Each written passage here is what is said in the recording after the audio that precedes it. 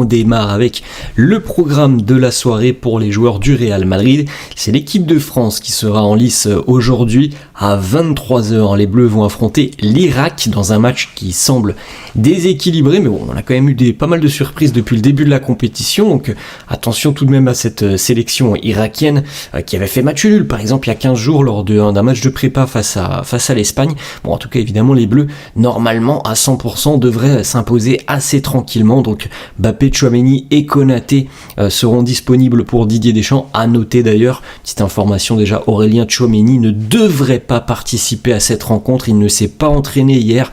Bon, du côté du staff des Bleus, on n'est pas trop inquiet, il n'y a rien de bien grave, mais normalement Tchouaméni va laisser sa place au milieu de terrain ce soir. On aura d'autres affiches aussi, par exemple à 19h, vous pouvez suivre l'Argentine de Léo Messi face à l'Autriche, et puis ensuite les autres rencontres auront lieu demain avec notamment un importantissime Sénégal-Norvège à 2h du matin. Les unes des quotidiens madrilènes, le quotidien AS qui titre Esta sí es España, ça c'est l'Espagne que l'on voulait voir. Après la contre-performance face au Cap-Vert, l'Espagne s'est montrée beaucoup plus dominante, tranchante et autoritaire hier face à l'Arabie Saoudite. Victoire large 4-0, une victoire qui a été assurée très rapidement parce que la Roja a pris véritablement les devants assez rapidement, et l'Espagne évidemment a déroulé assez facilement sur cette rencontre. La une de Marca, les amis, Así, c'est ça que l'on veut voir côté espagnol, avec un grand Mikel Oyarzabal notamment, un Lamine Yamal qui a montré le chemin, c'est lui qui a ouvert le score, Lamine Yamal sur cette rencontre, donc pour son grand retour en tant que titulaire, ça a fait beaucoup de bien à la sélection espagnole. Et puis les amis, côté Real, on a quasiment eu un but de Cucurella, le 4e. Par la suite, la FIFA a décidé que le but était un contre son camp, mais l'initiateur de la frappe, c'est Marc Cucurella. De 3 résultats Coupe du Monde, les amis, l'Équateur a été surpris par Curaçao 0-0. La Tunisie humiliée par le Japon 4-0. Belgique-Iran, ça c'était hier soir, 0-0. C'est pas très bon pour les Belges. On poursuit les amis donc avec ce 0-0, un 0-0 franchement très moyen de la sélection belge. On attendait mieux. À noter que Thibaut Courtois a participé à l'intégralité de cette rencontre. L'Uruguay aussi de Fede Valverde s'est mise en fâcheuse posture. Alors je ne vais pas vous montrer le classement, mais évidemment l'Espagne est en tête du groupe, les amis, et l'Uruguay pour le moment, l'Uruguay est deuxième, mais la problématique c'est que l'Uruguay va affronter l'Espagne, et donc les Uruguayens, ils sont quasiment dans l'obligation de battre l'Espagne pour ne pas être éliminés de la Coupe du Monde, puisque dans l'autre match du groupe, les amis, le Cap-Vert et l'Arabie Saoudite, le Cap-Vert pour le moment a 2 points, et l'Arabie Saoudite a 1 point. Donc vous comprenez évidemment que si l'une des deux équipes gagne, peu importe Cap-Vert ou Arabie Saoudite, elle passe devant l'Uruguay. Donc l'Uruguay est en très mauvaise posture, il va devoir sortir un match énorme face à l'Espagne. Ça sera l'un des gros rendez-vous de cette dernière journée de phase de groupe, parce que véritablement les Uruguayens là se sont mis en très mauvaise posture avec le 2-2 face au Cap-Vert. Félicitations d'ailleurs aux requins bleus du Cap-Vert, c'est leur première participation à la Coupe du Monde. Les 2 premiers matchs, ils affrontent l'Espagne et l'Uruguay, et ils ont 2 points après ces 2 matchs. Donc un grand bravo aux requins bleus. Fede Valverde a joué l'intégralité de cette rencontre.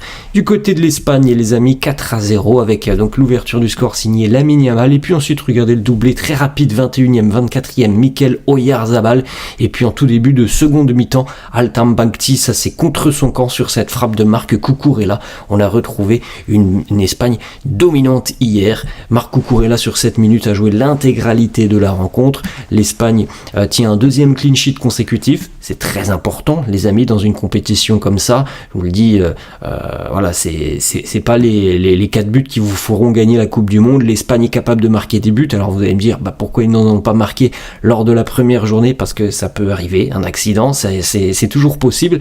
Maintenant, ce qui va te faire aller au bout d'une Coupe du Monde en général, et d'un titre peu importe lequel, c'est souvent, les amis, l'aspect défensif. Donc c'est plutôt très positif pour l'Espagne après ces 2 premiers matchs de ne pas avoir encaissé de but. Alors certes, c'est pas non plus des calibres extraordinaires en face. Ce sera intéressant de voir l'affrontement face à l'Uruguay, où il y aura peut-être quand même un peu plus de répondants offensivement côté uruguayen.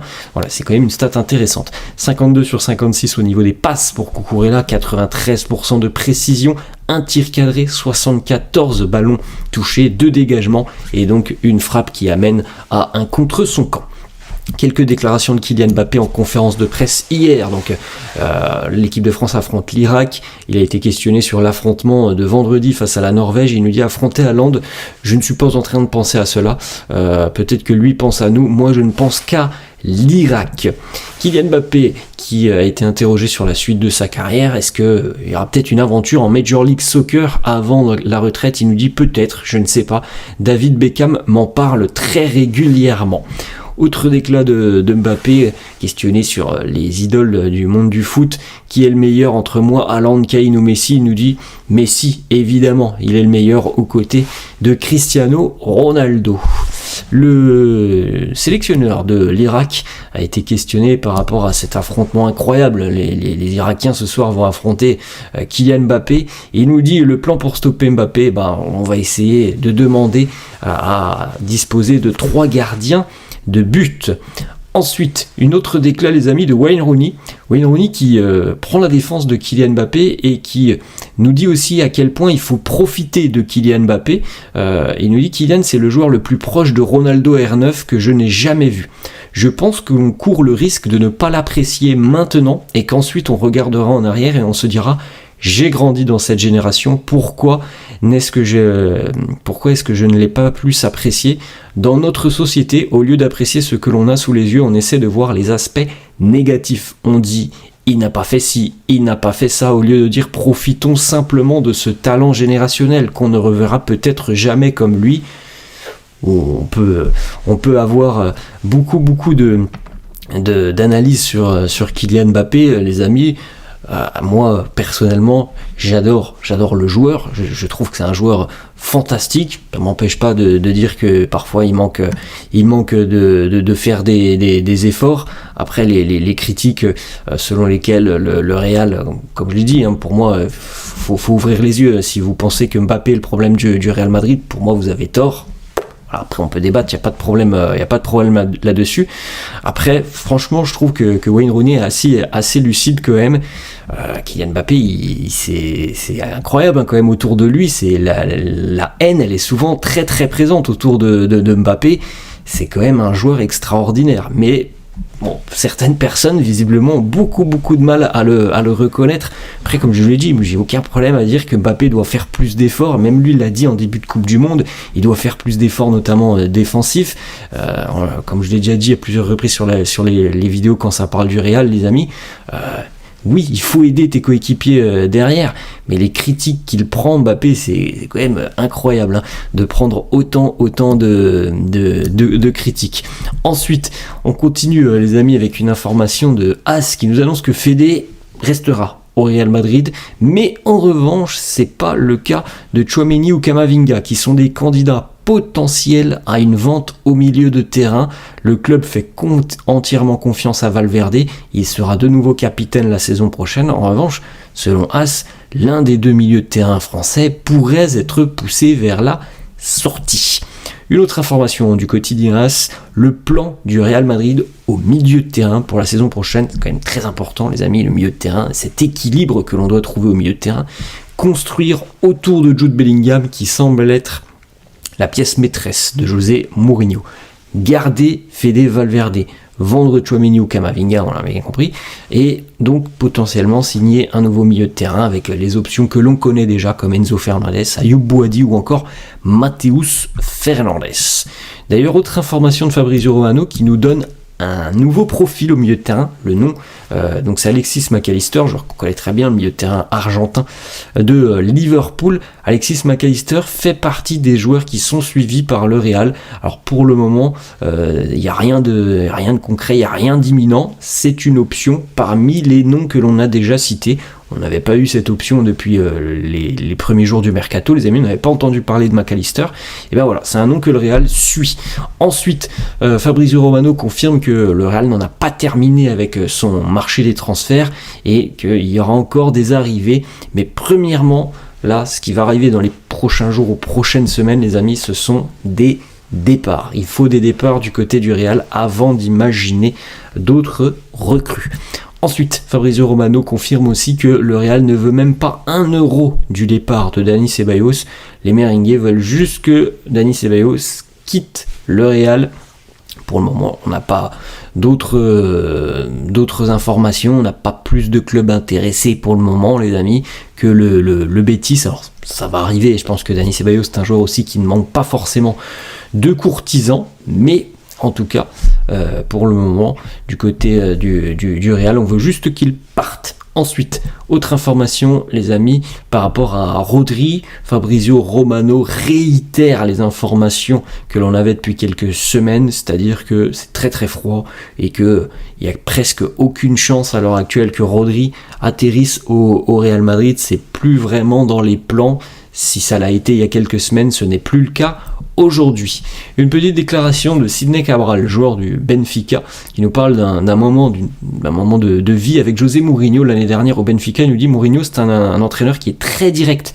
Je me souviens d'un jour où je n'avais pas bien joué lors d'un match. Mourinho est venu me voir le lendemain et m'a dit: Sidney, tu as été de la merde hier. Voilà, ni plus ni moins. De toute façon, les amis, c'est l'une des caractéristiques de José Mourinho. S'il doit dire quelque chose, s'il doit faire passer un message, il le fera. Il va pas emprunter des chemins de traverse. Ce n'est pas le style de José Mourinho, et d'ailleurs, tant mieux, parce que je pense que c'est ce qu'il faut dans ce vestiaire du Real Madrid. Il faut être très clair, très franc avec les joueurs. Donc je pense qu'avec José Mourinho, il n'y a pas trop de problème par rapport à tout ça. Une petite déclat de Thibaut Courtois qui nous annonce aussi que ça pourrait être sa dernière Coupe du Monde. Pas encore acté, mais c'est une possibilité. Et Thibaut nous dit aussi d'ailleurs qu'il aimerait continuer au Real pendant encore 4 ou 5 années. Donc on a quand même le temps, hein, si ça se passe comme ça, avant d'anticiper donc une arrivée d'un éventuel successeur au portier belge. Après, évidemment, tout dépendra aussi des performances de Thibaut. Si évidemment ces performances ne sont plus dignes du niveau que l'on connaît de lui, ça durera pas 4 ou 5 ans, mais bon, pour le moment, je pense qu'on se pose pas trop la question. Voilà les amis, la fin de cette vidéo, j'espère que ça vous a plu. N'hésitez pas comme d'hab à lâcher un petit pouce bleu, n'hésitez pas non plus à vous abonner à la chaîne. Je vous souhaite une bonne journée et je vous dis à la prochaine. Ciao.